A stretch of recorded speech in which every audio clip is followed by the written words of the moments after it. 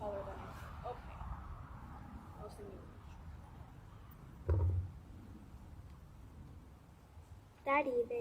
That evening, quail came and covered the camp, and in the morning there was a layer of dew around the camp.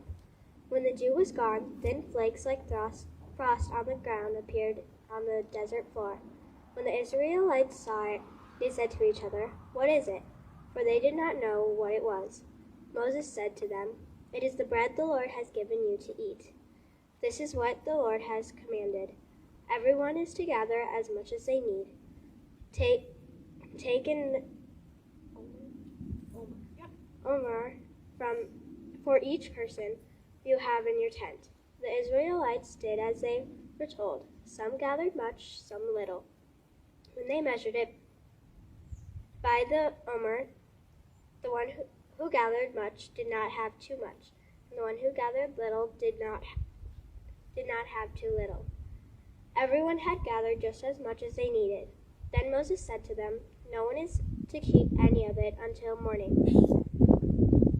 However, some of them paid no attention to Moses.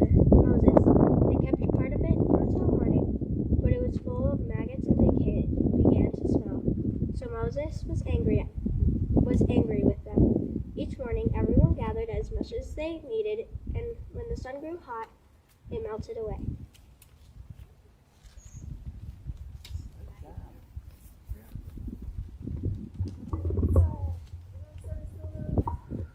All right.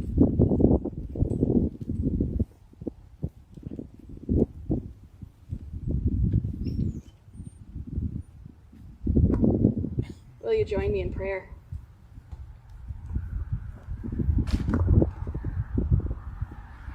Holy and loving God, may our words, our thoughts, and our reflections be a blessing to you and all that you love. Amen.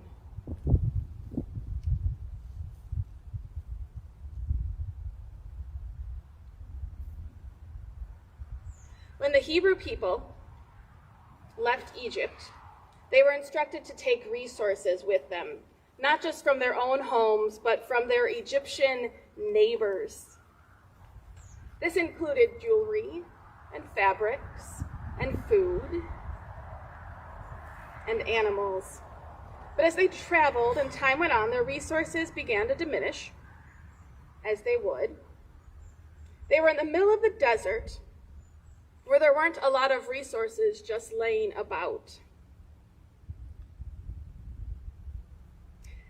And whatever animals they had brought with them, they were pretty sure they were going to need for their new life, and so they didn't want to resort to eating them this early in their journey. They went to Moses because, if you remember from last week, this was Moses' stupid idea to begin with, and they began to complain. They at least had had food in Egypt. They at least could have survived in Egypt. Last week we looked at the partings of the water that saved the Hebrew people from their Egyptian captors and the Egyptian army. That was just 1 week for us, and it doesn't seem to me that much time had passed for our Hebrew travelers either. They had just seen this miracle. They had seen God do an amazing and miraculous and unimaginable thing. And yet they weren't sure that God was even going to notice if they ate or if they didn't eat. This God could part the waters, but it seemed unlikely that this God was going to care about their day-to-day lives, which is, kind of how most of the ancient gods functioned in the world. Big signs, little care for the day-to-day. Moses was about to have a rebellion on his hand because a revolution has begun because of insufficient food. Moses says just enough to give him a little time, and then he goes to have a conversation with God, because at this time, Moses seems to be the only one who's able to have a conversation with God and understand. It turns out the God of the giant miracle also cared about their day-to-day lives. The God of the parting of the water cared about the experiences of the people, and God promises them bread in the morning and meat at night. Every morning, when the Hebrew people would get up, there would be like a dusting, like a dew on the ground, a white substance that's kind of like bread, but didn't seem to resemble anything they had seen before. And they wondered what it is, which is how we end up calling it manna, because it sounds a little bit how one would say, "What is this?" in Hebrew, because even the ancient world had bad dad jokes. And it would disappear at the noon sun, only to have more again in the morning. And in the evening, quail would land so that they could have meat. And those that remained would fly away, and then even more would come the next day. And you'd think they'd learn, but they kept doing this. But there were rules and there were guidelines, a covenant, if you will, for this miraculous bread and meat. Take only enough for your household and only enough for that day. I say only enough, except that there was no manna or quail on the Sabbath. So on the day before the Sabbath, you had to gather enough for 2 days for your household. This covenant is a boundary to take just enough for what you need for the day. Now I imagine that over the years that the slaves were a lot like people who have been oppressed or abused, when there wasn't always enough to eat, or maybe food was withheld as a punishment. And you hear stories of children who are abused who would put food away in their rooms for those times when there wasn't enough to eat. I imagine that the Hebrew people, when they were enslaved, making sure that they had enough food for days when there was not enough food was absolutely vital for their survival. But in this desert they were in, it was about learning a different way of living. The bread, the manna, whatever it is, if they had any of this delicious leftovers the next day, the delicious leftovers turned to maggots, filled with maggots. And they could not store it up except for the Sabbath, which miraculously lasted 2 days without maggots. Seems like a fun second miracle in the story. The Hebrew people were invited to trust in God, and the God who could both save them on a cosmic scale through the waters and cared for their daily needs on a macro scale, giving them each meal that they needed. And they had to learn to trust that there was going to be enough. Now, I'm not really sure where this came from. It might be the remnants of my grandmother growing up during the Depression, but somewhere in my life I have learned to save things for special occasions. Dumb things. Like, if someone had gotten me a really nice smelling lotion, I might put it away, because if I use it, I might run out, and then I don't have it anymore. And to be fair, it doesn't make any sense, because I grew up in a home where we could go get more. My church, growing up, also had a rummage sale, and we would start to get into the habit of putting a little bit of the things we don't need in the rummage sale. But mostly we just brought more things home. I know you understand that. And growing up, my parents' house had a large basement that could hold a lot of things that we don't need for a very, very long time. Now, where Kelly and I live doesn't have a lot of extra space. And it doesn't seem to take very long from everything being perfectly organized and in its own little space to being overrun by things. Sometimes overrun by things, and then the things I get to store the things. We have a crate that's always out where we put items that need to be donated, and when it gets full, we take it away.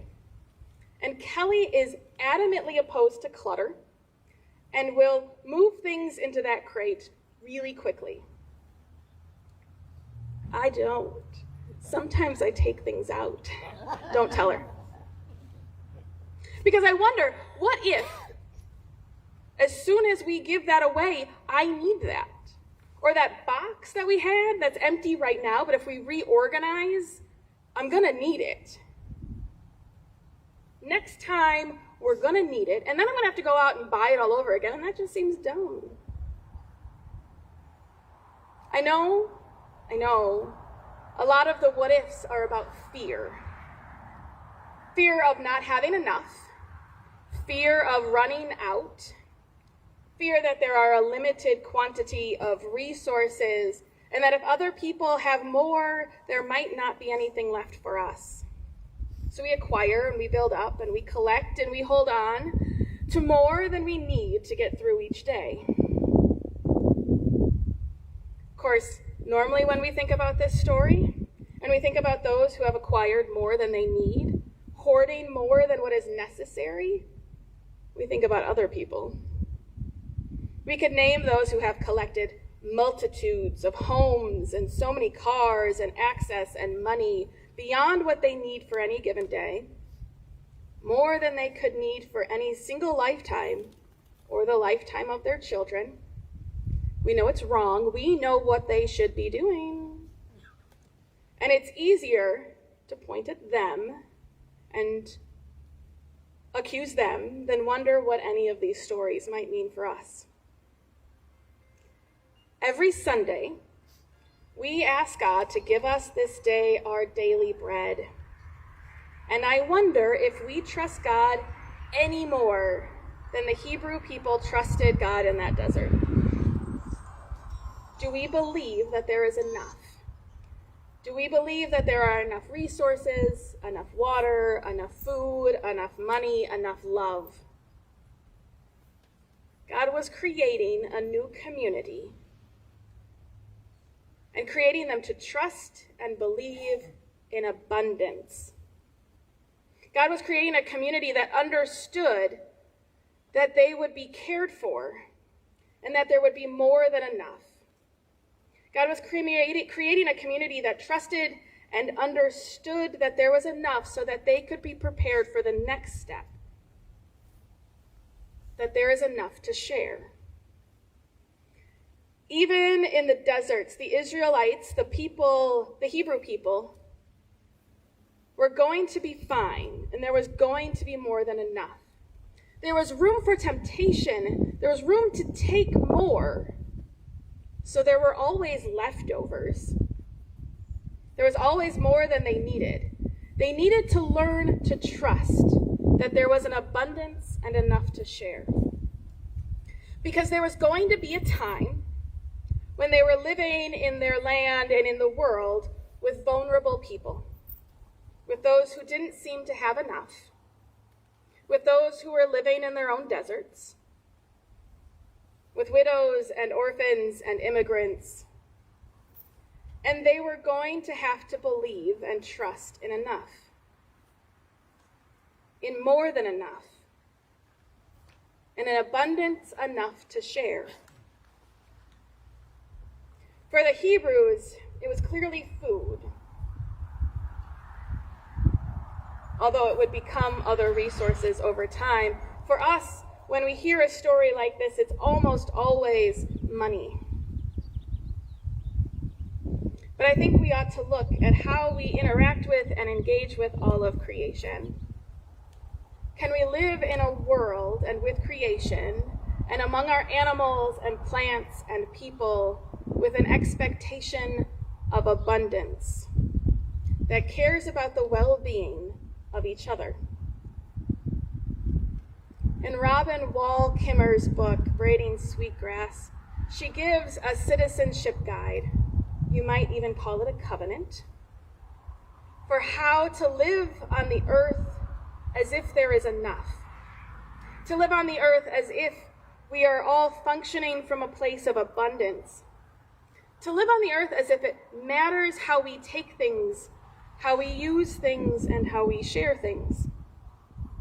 It starts with gratitude. It acknowledges the role of every piece of the whole ecosystem that cares for you so that you can care for it. She writes, do not take from what the earth is not willing to give. Don't force it. Do not take the very first thing you see of a collection. Don't pick the first berry. Wait till there's more. To never take the very last. Never take more than you need, and never take more than half. Leave some abundance for someone else. It's a way of looking at what we use, at what we receive from the earth, what is given to us from the earth through God's great abundance, and seeing that what we have is enough for all of creation. It is a way of receiving and taking and consuming as if it has cosmic and macro consequences. Enough is enough, and there is enough for everyone, for all of creation. There is enough to live in communion with our neighbors, with our land, with our pets, with the neighborhood coyote, and even those little red squirrels. There is enough to give. And it doesn't start out there with those people that we know should be doing better.